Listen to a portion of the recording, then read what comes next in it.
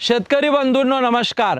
उन्हाळ्यामध्ये केळी बागांवरती salt injury होत असते, आपल्या लक्षात येत नाही। ज्या वेळेस आपण ट्यूबवेलचं पाणी देतोय, 8-8.5 पीएचच्या जमिनीमध्ये केळीची शेती करतो आहे, ट्यूबवेलच्या पाण्याचा TDS हा डबलपेक्षा जास्त वाढतो आणि आपण उन्हाळ्यामध्ये पाणी देत असताना मुळाच्या कक्षेमध्ये क्षारांचं ॲक्युम्युलेशन होतं, उष्ण हवा असते, तापमान असते, जमिनीच्या पृष्ठभागावरनं पुन्हा पाण्याचं इव्हॅपोरेशन होतं आणि क्षारांचं क्रिस्टलायझेशन मुळाच्या कक्षेमध्ये होतं। त्याची इंजुरी मुळावर होते, मुळाला इजा होते, झाड इतर घटक घेण्याच्या ऐवजी क्षार ओढतं आणि म्हणून पानाच्या कळा जळतात, पानं पिवळी झालेली दिसतात, घडाचा विकास थांबतो, वादा शॉर्ट होतो। क्षारांची सुटका करण्यासाठी बागेला उष्णतेमध्ये आपल्याला कॅल्शियम देणं गरजेचं आहे, पोटॅशियम देणं गरजेचं आहे, नत्र देणं गरजेचं आहे, जेणेकरून सोडियम हा बाजूला ढकलला जाईल आणि calcium, potash, nitrogen, phosphorus, zinc, ferrous, boron